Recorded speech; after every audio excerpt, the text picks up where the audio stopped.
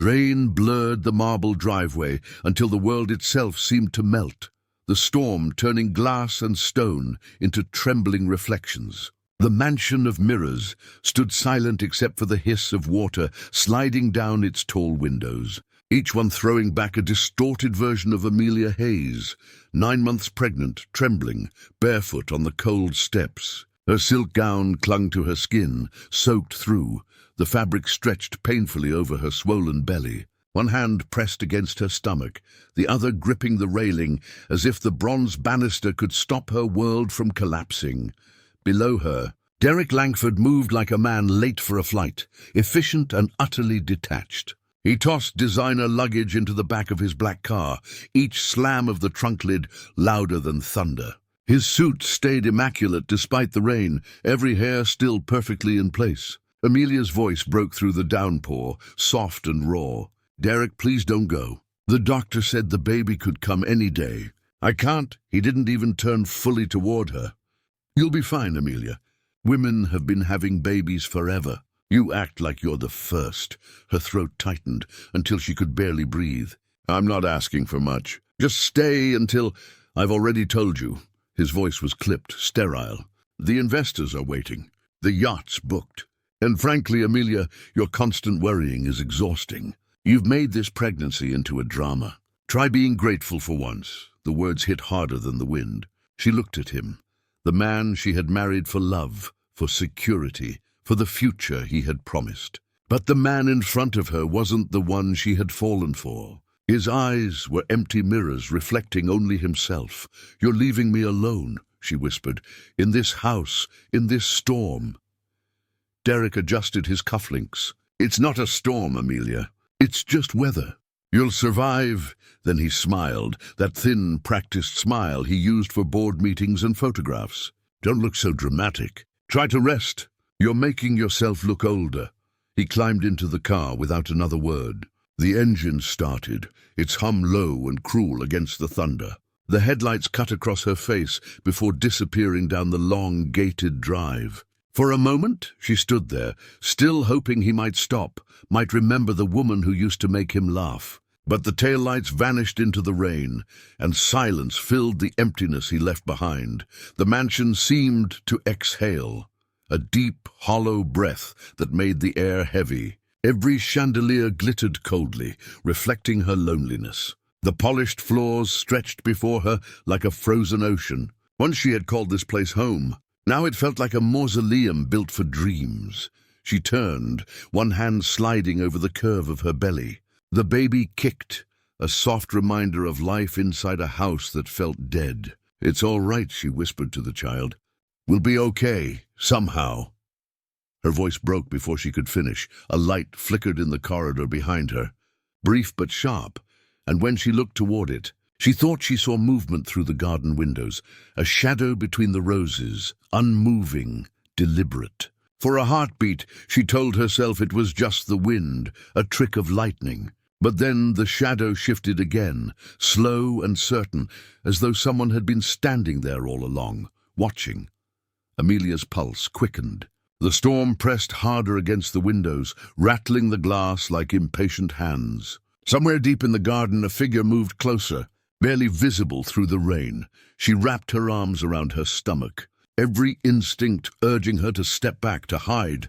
Yet something in her froze, something that felt like recognition without understanding. The shadow lingered at the edge of the light, motionless, until another flash of lightning illuminated the world white for half a second, and then it was gone. Amelia stood in the grand hall, trembling, listening to the echo of her own breath and the distant roll of thunder. She didn't know it yet, but the man in the garden had been there longer than she imagined, long enough to know her husband's cruelty, long enough to see her tears reflected in the mansion's glass walls. The mansion of mirrors had trapped her reflection for years. Tonight it had finally caught someone else's, someone who wasn't leaving, someone who had come not to destroy her but to save her. The rain eased into a whisper by morning, but the mansion still felt haunted by what it had witnessed the night before. Amelia woke to the echo of her husband's tires leaving the gates, a sound that replayed in her mind, until it merged with the heartbeat of her unborn child. The silence was heavy, the kind that pressed on your chest and dared you to breathe. Every mirror she passed seemed to mock her with fragments of who she used to be, the smiling wife, the adored woman at society parties, the perfect picture in Derek Langford's curated life. Now she was a reflection cracked in 1,000 places. Trapped in a house too large for one heartbeat, she tried to distract herself with small things, making tea, folding baby clothes, counting the hours between contractions that weren't real yet. But each sound in the house made her flinch. The creak of the chandelier, the whisper of rain against glass, the faint hum of electricity dying in the walls. By evening, the storm returned, darker and angrier, and so did her fear. At first, she thought the noise at the back door was the wind. Then it came again, slow and deliberate a knock. She hesitated before opening it, one hand on her belly. A man stood there, soaked to the bone, his shirt clinging to his chest, rain dripping from his dark hair. He was tall, broad-shouldered, his eyes calm in a way that made her trust him against her better judgment. He spoke softly, saying the estate's lower garden had flooded and that he came to check the generator. She recognized him as the gardener, the quiet man Derek had hired months ago and barely noticed since. When lightning cracked across the sky, she flinched and almost slipped, but his hand caught her wrist steady and firm.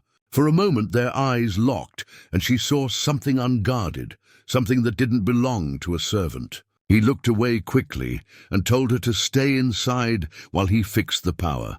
She watched him through the window as he worked beneath the storm, his movements confident and purposeful. Not the clumsy labor of a hired hand, but precise like someone used to command. The generator roared back to life. Lights flickered through the mansion's glass walls. When he returned, she offered him a towel. He hesitated before taking it. His voice was low when he thanked her and introduced himself as Noah Carter. She realized he never said more than he had to, never smiled too much, never lingered. Yet when he looked at her belly, his expression softened with something like protectiveness. As she thanked him again, her phone buzzed a message from Derek, short and cruel, telling her not to call or embarrass him. Her hand trembled. Noah noticed. His jaw tightened, but he said nothing. Instead, he asked if she needed anything fixed upstairs or in the nursery. She almost laughed at the absurdity of it all, this stranger caring about things her husband ignored. Before she could answer, thunder shook the glass and the power flickered again. She swore she saw a shadow move outside the kitchen window behind Noah's shoulder. He turned quickly, eyes sharp, scanning the darkness before stepping closer to the window. Nothing but rain. Still, he stayed a moment longer before turning back to her, his tone calm but firm. He said she should lock the doors and rest, and that storms like this could draw unwanted people near. When he left, she felt safer and yet more unsettled than before.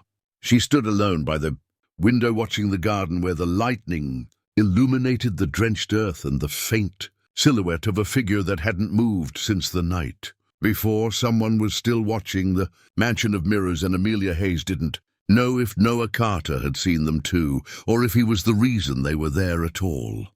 Morning light crept through the curtains, but it brought no peace, only the ghostly reflection of her own exhaustion in the mirrors around her. Amelia sat at the kitchen table, tracing the rim of her teacup as if it could hold her steady. The house was quiet, except for the hum of the refrigerator and the occasional crack of thunder far away. She kept glancing at her phone, waiting for Derek to message, but all she saw was the last thing he had sent the night before, a single, cruel line telling her not to contact him. Again, when she finally looked up, she noticed something. Lying on the counter near the vase of wilted lilies, a sealed envelope in Derek's handwriting. Her heart thudded as she tore it open. Inside was a legal document with her name printed in cold black ink. It stated that if she were to pass away during childbirth, all financial assets of the Langford estate would revert entirely to Derek. There was no signature of love, no apology, no note. Just a clause written like a death wish. Her breath came short. She stumbled back from the counter, her hand pressed to her belly. The baby kicked hard as if sensing her fear. Tears blurred the paper, but she couldn't look away. Every word screamed the truth. Derek hadn't left her because he was angry. He had left her because she was expendable. The air shifted behind her, a soft sound at the back door. She turned quickly, her heart hammering. Noah stood there holding a basket of supplies, tools, a flashlight, a thermos of coffee. He looked at her face and stopped mid-step, his calm eyes darkening. She tried to speak, but the words stuck. He crossed the room quietly and reached for the paper. When he read it, his jaw clenched and his shoulders stiffened. He didn't curse or raise his voice, but the storm that moved through his expression said enough. "You need to leave this house," he said. "Now." She shook her head. "I can't. I have nowhere to go." Then he took a deep breath and spoke slowly, as if choosing each word carefully. "I know what Derek has done. I know the kind of man he is. But he can't hurt you anymore." The way he said it chilled her. She stared at him, wondering how he could possibly know so much about her husband. She asked, "Who are you really?" And this time he didn't answer right away. He just met her eyes, the silence between them stretching, until thunder rolled across the sky again. Finally he said, "I'm someone who doesn't like seeing good people destroyed." Another contraction hit sudden sharp, making her gasp.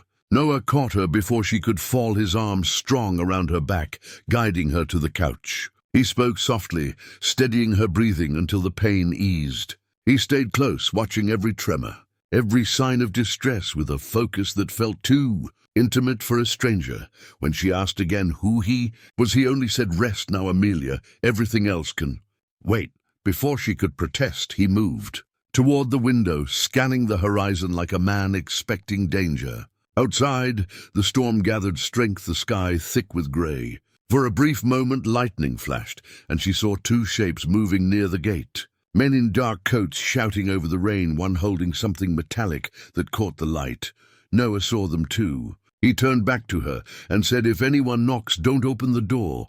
Then he disappeared into the hallway, his footsteps fast and silent, like someone trained to move without sound. Amelia sat frozen, clutching her belly, the paper still on the table like a curse. Somewhere in the distance, the sound of raised voices mixed with the rain, and she realized the truth was far darker than she had imagined. Her husband wanted her gone. Someone outside wanted her silenced. And the only person standing between her and the storm was a man who was not who he claimed to be. The storm hit harder that night, as if the sky itself was tearing apart. The mansion groaned under the weight of wind and water, the windows shaking with every roar of thunder. Amelia paced the hallway, her bare feet cold against the marble floor, her breath shallow, her contractions sharper. The papers Derek had left still lay on the table, their edges curling from the damp air. Every time she looked at them, the truth sliced through her heart again. She tried calling the hospital, but the lines were down. When she reached for her phone, lightning flashed outside the glass doors and she froze. Two men were standing at the gate, dark coats, drenched faces hidden by rain. One pointed toward the house before the thunder swallowed their voices. She stumbled back, the phone slipping from her hand. The back door opened behind her, and Noah stepped in, soaked to the bone, his shirt clinging to his skin, his eyes searching the room with quiet urgency. He saw her fear before she spoke. Without asking, he locked the door, bolted the windows and turned off the lights, until the mansion was bathed only in candlelight. "There are men outside," she whispered, her voice trembling. "I know," he said. "They're not here for you, but they'll hurt you if they think you know what I've done." Her chest tightened. "What do you mean, what?" "You've done," he didn't answer. Instead, he guided her toward the stairs, one hand firm against her back. The thunder cracked again, and she gasped as pain ripped through her abdomen stronger than before. He looked down, panic flickering across his controlled expression. "It's starting, isn't it?" She nodded, unable to speak, tears streaking her face. He lifted her without hesitation, his movements strong and sure, carrying her through the corridor toward the garage. "You can't have the baby here. The storm's cutting power lines. We have to move now." The night swallowed them as he drove the old truck through flooded roads. The wipers barely worked, but he never slowed, his eyes sharp, scanning every shadow. She cried out in pain, gripping the seat, her knuckles white. He kept talking to her, His voice, steady, calm, powerful. Breathe with me, Amelia. Stay with me. You're going to make it. You're stronger than this storm. When a tree crashed across the road, he swerved hard, missing it by inches. The world spun, then steadied. He reached for her hand, his jaw tight. We're almost there, I promise. But her voice broke. It's too soon, I can't. He turned the truck down a narrow road leading to a small clinic, the kind hidden from maps. The building was dark, but one light flickered near the entrance. He jumped out, ran through the rain, shouting for help. 2 nurses rushed out, grabbing a stretcher, pulling Amelia inside. Hours blurred together, the scent of antiseptic mixing with the sound of rain and her screams. Noah never left her side, holding her hand, whispering, "You're not alone. I swear I won't let you go." When she thought she would die, he whispered her name and she held on. Then the cry came sharp and alive, filling the air like a miracle. The nurse placed the tiny baby on Amelia's chest. Tears streamed down her face. Noah stood frozen, his expression breaking for the first time, his lips trembling as he whispered a single word, hope. She wanted to thank him, but the room swayed, and darkness took her. The last thing she felt was his hand brushing a tear from her cheek, and his voice saying, "You're safe now. I'll come back when it's over."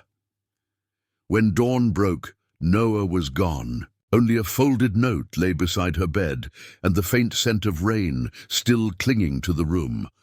The morning sunlight slipped through the thin hospital curtains, turning the sterile room into something almost gentle. Amelia opened her eyes slowly, every muscle weak, every breath heavy. The world felt distant, like she had drifted through fire to find herself back in a body she no longer trusted. The baby lay in a clear bassinet beside her, wrapped in a pale blanket, her tiny hands moving in dreamlike rhythm.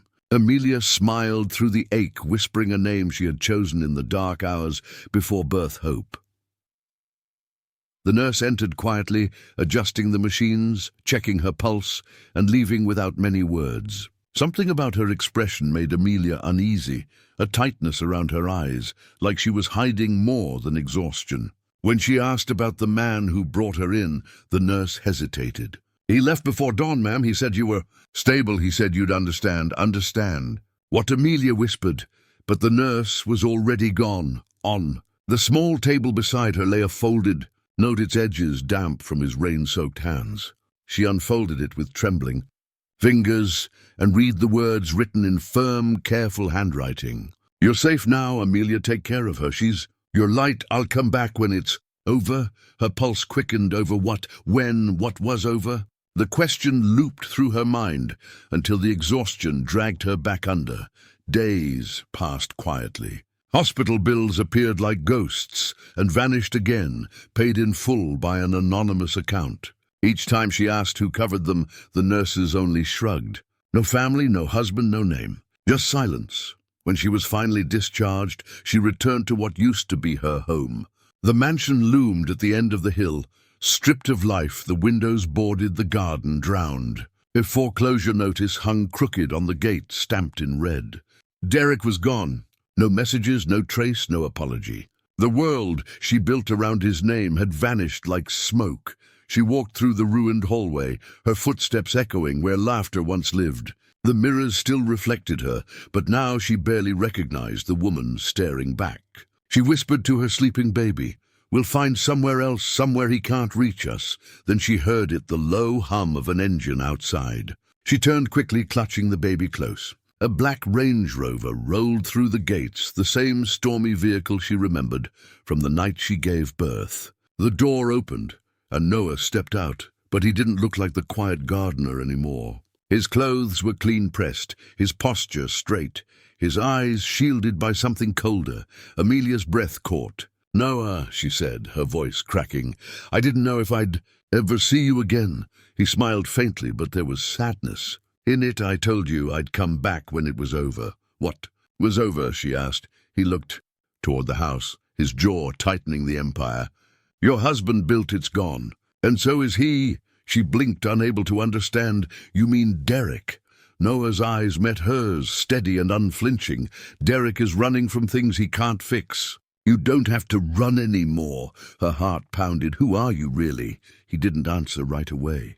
Instead, he opened the back door of the car, revealing baby supplies, folded clothes, food, everything she could need. His voice softened. You and Hope shouldn't stay here. This house is finished. I have a cottage by the cliffs. It's quiet, safe. You can rest there until you decide what's next.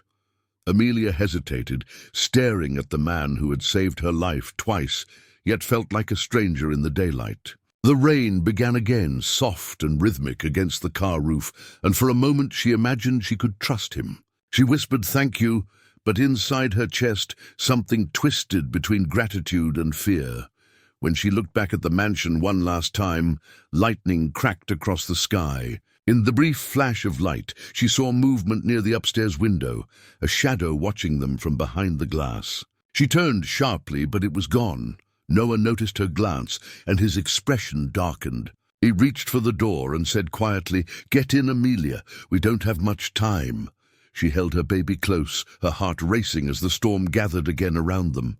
She didn't know if she was stepping toward safety or into another secret, but one thing was certain: the past was not finished with her yet. The cliffs rose like ancient guardians. Above, the restless sea and the wind carried the taste of salt and secrets. Amelia stood at the doorway of the small wooden cottage, her baby sleeping in her arms, while Noah unloaded boxes from the car.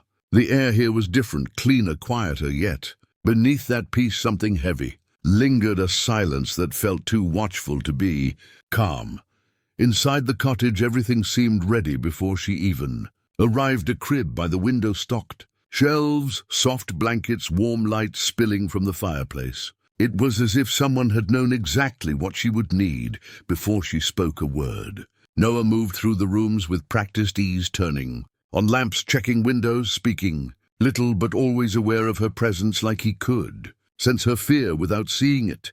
She asked him softly, "How did you find this place?" He said, "It used to belong to my mother." When she pressed further, he only added, "It's far enough from everything that matters." The way he said it made her wonder what everything meant and who he was hiding from. Days passed, and slowly the rhythm of the ocean replaced the echo of the mansion. Amelia found herself breathing easier, watching Hope sleep by the window, listening to the waves. Noah visited often, bringing groceries, fixing leaks, chopping firewood, always polite, always distant. But there were moments, brief and unguarded, when his voice softened, when he looked at the baby like she was something holy. One evening, while she was feeding Hope, she saw headlights flashing on the far hill, luxury cars, one after another, pausing near the cliffs before turning back. Noah's jaw tightened when she mentioned it. "Friends from the city," he said quickly. "They won't come here." But the lie sat in his voice like a shadow. That night she couldn't sleep. The storm clouds gathered again, low and heavy over the ocean. She heard Noah on the porch, speaking on the phone, his tone quiet but sharp. She moved closer to the door, holding her breath. "Freeze the Langford accounts by tomorrow. No more delays." The word sent a shiver through her. Langford, her husband's name. Her pulse raced. She pushed the door open slightly, watching his reflection in the glass. His shoulders were tense, his voice low and commanding, not like a gardener, not even like a man trying to protect someone, but like a man used to power and consequence. He turned, suddenly sensing her behind him. For a moment neither spoke. Only the wind howled through the cliffs. "You shouldn't be up," he said. His voice calm again, too. Calm. "Who are you, Noah?" she asked, her voice shaking. "Why do you know?" "About my husband's accounts." He stepped closer, eyes unreadable. "You don't need to be afraid of me." "That's not an answer," she whispered. He looked at her for a long time, then sighed and said, "Because I was the one who took everything from him." The room seemed to tilt. She clutched the doorframe for balance, whispering, "What are you talking about?" He stared out into the storm, the wind whipping against his face. "Your husband destroyed people for sport, Amelia, families, investors, anyone who trusted him. Mine was one of them. He left us with nothing. I spent years rebuilding quietly, waiting for justice. And when I found proof of what he'd done, I took back what he stole." She trembled. "You ruined him." He turned back to her, his gaze fierce. "No, I exposed him. There's a difference. Then softer, almost breaking, I never meant for you to be caught in it. Lightning split the sky, the thunder shaking the house, and the baby began to cry. Amelia gathered hope in her arms, her tears mixing with rain as the truth settled in like ice. The man who saved her, the man she had started to trust, was the same man who had destroyed the empire her husband built. Noah stepped forward, reaching out as if to explain, but before he could speak, the distant sound of tires on gravel cut through the storm. Headlights glowed at the end of the road, climbing the hill toward them. His face hardened. "They found us," he said quietly. "Amelia." Froze, who found us. Noah looked at her, the storm flashing in his eyes. "The people who still think your husband has something left worth dying for." He grabbed his jacket and reached for her hand. "Come on, we have to move now." As thunder rolled across the cliffs, Amelia held her baby close and followed him into the night, knowing that whatever waited ahead would change everything again. The wind howled through the cliffs as if warning them of what was coming. Noah's truck bounced along the rocky path, its headlights cutting through sheets of rain. Amelia clutched hope tightly against her chest, the baby's soft cries drowned by thunder. Every turn of the road felt like a heartbeat closer to danger. She didn't know where they were going, only that Noah's jaw was tight, his eyes sharp, locked on the dark horizon, as if he could see something she could not. They drove until the storm swallowed the world. When he finally stopped the truck, they were deep in the valley, surrounded by towering pines and mist. He turned off the engine, and the sudden silence felt heavier than the thunder. Amelia looked at him, terrified and breathless. "What is happening? Who are those people?" Noah didn't answer right away. He leaned back, his hands gripping the steering wheel as if holding on to his last piece of control. When he finally spoke, his voice was low, measured, and full of something that sounded like regret. "Derek Langford wasn't just a cruel husband, Amelia. He was a criminal. He built his empire by laundering money through shell companies, and the men who funded him don't forgive failure. They think you know where he hid the last of it." She stared at him, the truth hitting harder than any storm. "I don't know anything," she said, her voice breaking. "I didn't even know what he was doing." Noah turned toward her, his eyes fierce but kind. "You don't have to. They'll come for you anyway to use you to hurt him. That's why I'm not letting them find you." But she looked at him and whispered, "You said you destroyed his empire. How do you know all this, unless you were one of them?" His silence was the answer. The rain beat harder against the windshield, lightning flashing across his face. His calm mask cracked for the first time, revealing a man torn between guilt and purpose. "I was one of them once," he said. "My father was partners with Derek before he betrayed him. He ruined us. My mother died believing we were worthless. I swore I'd take back everything he stole. So I built a company in secret, under another name. I bought back the land, the houses, the corporations. I made myself his shadow until he never saw me coming." Amelia's breath hitched. "You planned this from the start." "I planned revenge," he said quietly. "Not you. You were never supposed to be part of this." Thunder shook the ground. He reached for her hand, but she pulled back, tears burning her eyes. Everything around her began to unravel, the lies, the secrets, the night he appeared in her garden, pretending to fix the lights. She whispered, "You used me to get to him." His eyes flashed with something desperate. "I saved you, Amelia. I may have started this for revenge, but that changed the moment you called my name in that storm." Before she could respond, the sound of engines roared through the rain. Headlights swept across the trees behind them. Noah's head snapped toward the mirror. "They found us." He grabbed the keys, started the truck, and reversed down a narrow dirt road. Gunfire shattered the silence bullets, slicing through the air, hitting trees and mud. Amelia screamed, holding hope close, as Noah swerved through the darkness. The truck skidded around a bend and slammed into a fallen branch. The impact threw them forward, glass cracking. Noah pushed her down, protectively covering her and the baby, as the back window exploded. He reached under the seat, pulling out a small metal case. Inside was a pistol, dark and polished. Amelia's heart stopped when she saw it. "You're armed," she whispered. He met her gaze. "I didn't come into your life to kill anyone, but I will do whatever it takes to keep you alive." The attackers drew closer, shouting over the storm. Noah stepped out of the truck, rain streaming down his face, his shoulders squared. Amelia's voice broke. "Noah, don't go out there, please."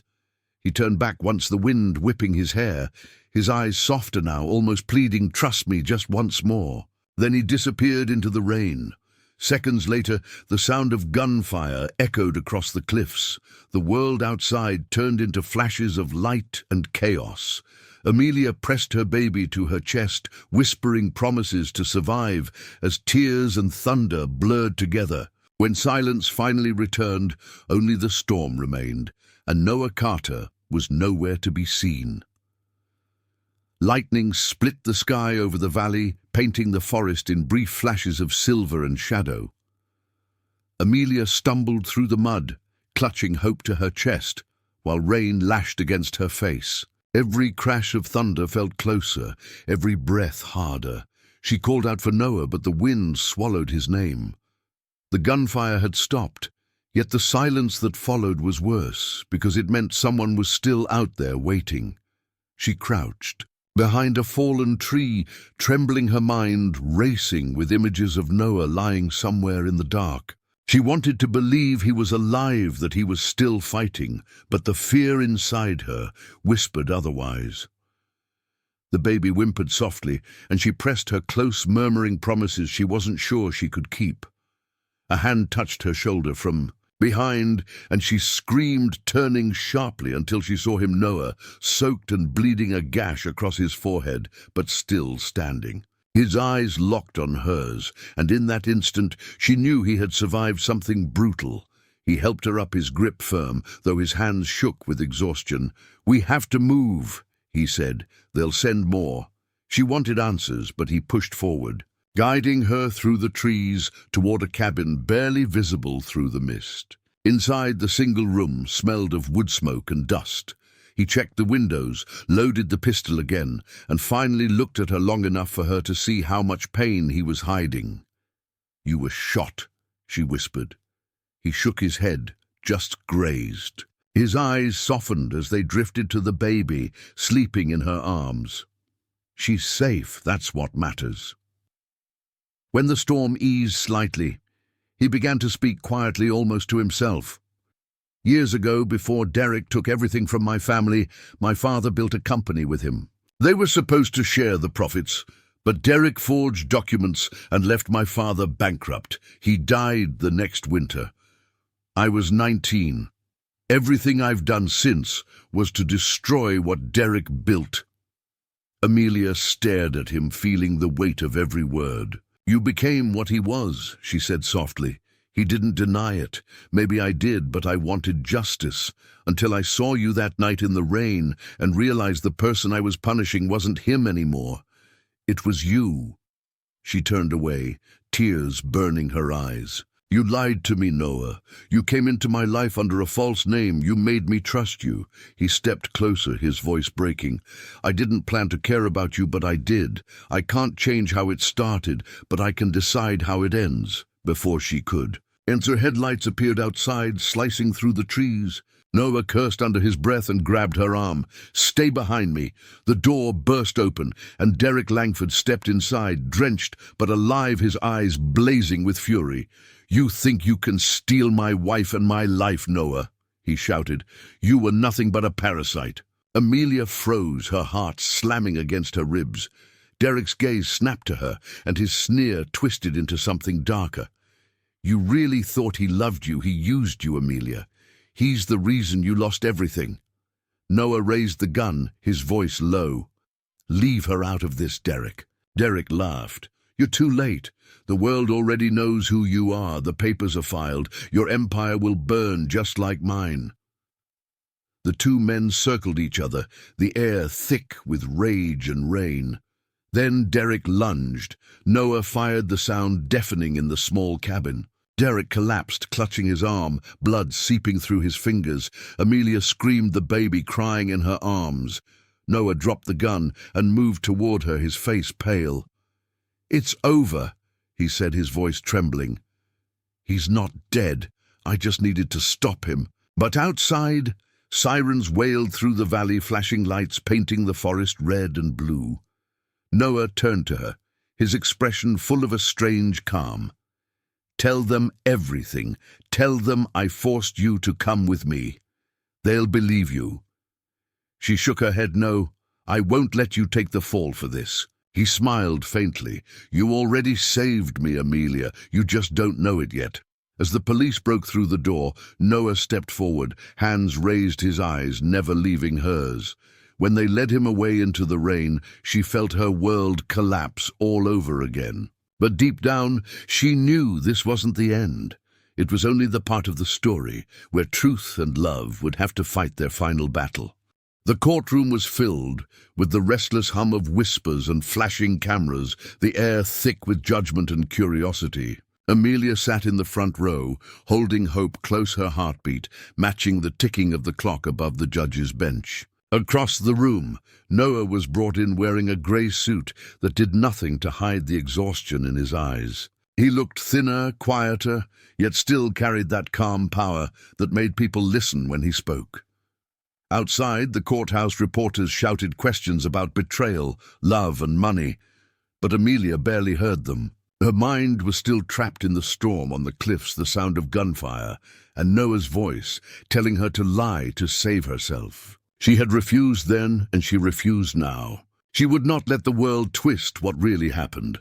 The prosecutor began first painting Noah as a dangerous man who had infiltrated Derek Langford's empire to destroy it, from within, a man who manipulated a vulnerable woman to gain access to her husband's wealth. Every word made Amelia's stomach twist. She wanted to scream that it wasn't true, that Noah hadn't used her, but the courtroom didn't run on truth. It ran on power. When it was Noah's turn to speak, he didn't defend himself with excuses. His voice was calm, steady, but full of something raw. "Derek Langford stole from hundreds of families," he said, "including mine. I didn't want revenge, I wanted justice, but I let anger turn into something darker. I hurt people who didn't deserve it. I hurt her." His eyes found Amelia, then softened. "But I also found something I didn't expect, a reason to stop running from what I'd become." The judge watched him carefully, but before he could continue, the doors at the back of the room opened and a familiar figure walked in. Derek Langford, pale and furious, wearing a sling around his injured arm. The crowd gasped. He demanded to speak, and chaos erupted as his lawyer pushed forward waving documents. Derek shouted that Noah had blackmailed him, that he was the real criminal, that Amelia was part of the conspiracy. The judge slammed the gavel, but the truth had already begun to unravel. Amelia stood shaking her head, tears burning her eyes. "That's a lie," she cried out. Derek turned on her, sneering. "You think anyone will believe you? You were nothing but a charity case." Her voice rose above the noise. "Maybe I was, but not anymore. You left me to die, Derek. You signed papers waiting for me to disappear." The courtroom fell silent, her words cutting through every whisper. She stepped forward, her daughter in her arms, and faced the man who had destroyed her life. "I'm not afraid of you anymore." Derek's composure cracked, his arrogance slipping as the prosecutor grabbed the new documents from his lawyer's hands. Within minutes, it became clear that Derek had forged evidence and that Noah's investigation had uncovered the truth about his frauds. The courtroom shifted from accusation to revelation. The judge leaned forward, his tone sharp. "Mr. Langford, you are the one facing federal charges, not Mr. Carter." The audience erupted in noise. Derek shouted protests as officers restrained him, dragging him toward the exit, his voice fading into the chaos.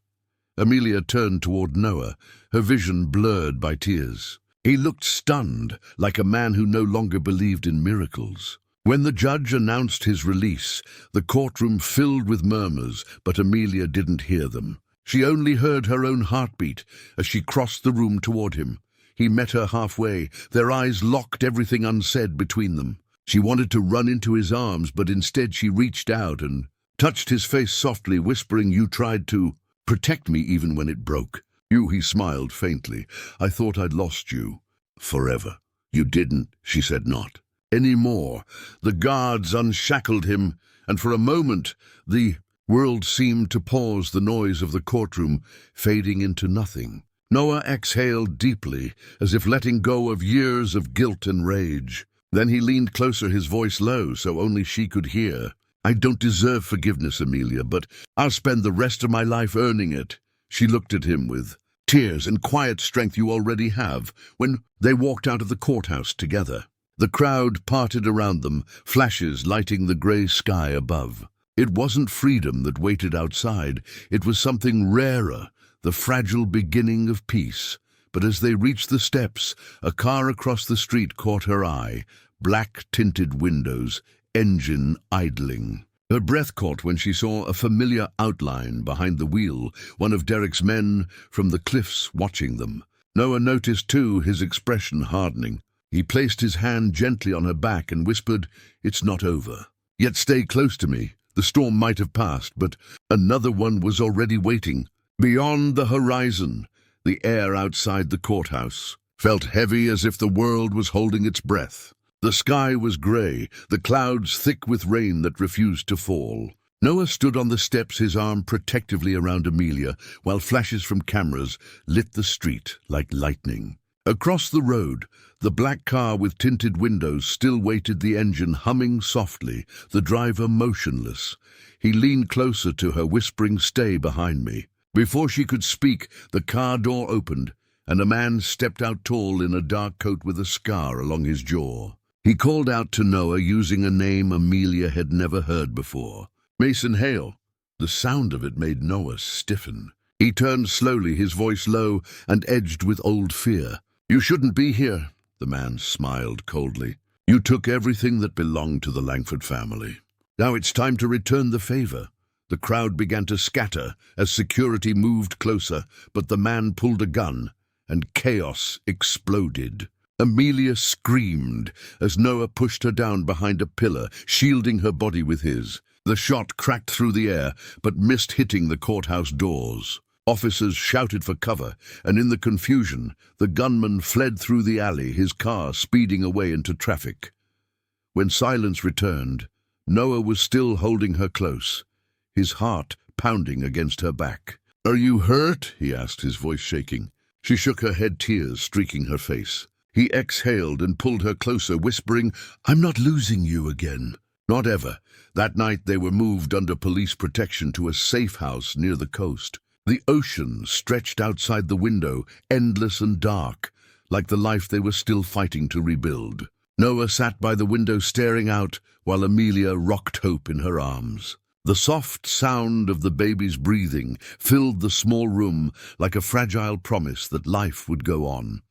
When she finally spoke, her voice was barely a whisper. "You never told me about the name Mason Hale." Noah didn't look away from the sea. "It was the name I used when I built the company that took down Derek, the name I used to destroy the Langfords. It's the only name the people hunting us know." Amelia stood and walked to him, placing a hand on his shoulder. "Then let it die here. You're not that man anymore." He looked up at her, his eyes tired but filled with something steady. "I don't deserve a future with you." She smiled softly. "Then let's make one you can deserve." Days turned into weeks. Derek's empire crumbled piece by piece as authorities traced the stolen money to offshore accounts. His remaining men were arrested one after another until the papers finally called it the fall of the Langfords. But for Amelia and Noah, it wasn't victory that mattered. It was peace. One evening, he took her down to the beach, the sunset washing the sky in gold and crimson. The baby slept in her arms, while the wind carried the scent of salt and new beginnings. Noah stopped near the water, his feet sinking into the sand. "I spent my whole life chasing revenge," he said. "It gave me nothing but ghosts. You gave me a reason to stop running." She smiled through tears. "And you gave me back my faith in love." He reached into his pocket and pulled out a small velvet box. Inside was a simple silver ring shaped like a wave, curling around a tiny stone. "I don't want to buy forgiveness, Amelia. I just want to build something honest with you. Will you let me try?" Her answer was a quiet yes that the sea carried away like a secret. Months later, the world finally forgot their names. They bought a small house by the cliffs, where the garden grew wild with roses and the baby's laughter filled the air. Noah planted new trees where storms once tore the earth apart, and Amelia opened a small art studio that taught young mothers to paint their stories. One afternoon, as the sun dipped low, a familiar car pulled up on the road. A police officer stepped out, handing Noah a sealed envelope. Inside was a short letter. Derek Langford had died in prison. The final line, written by his own hand, simply said, "I hope you found the peace I never could." Noah stood in silence for a long time before tossing the letter into the fire. He turned to Amelia, who was watching him with quiet understanding. "It's over," he said. She nodded, then took his hand, leading him outside. The wind was gentle, the ocean calm, the world finally still. As the sun sank below the horizon, Amelia whispered the words that carried them into forever. "We were both broken, Noah, but somehow love found us anyway."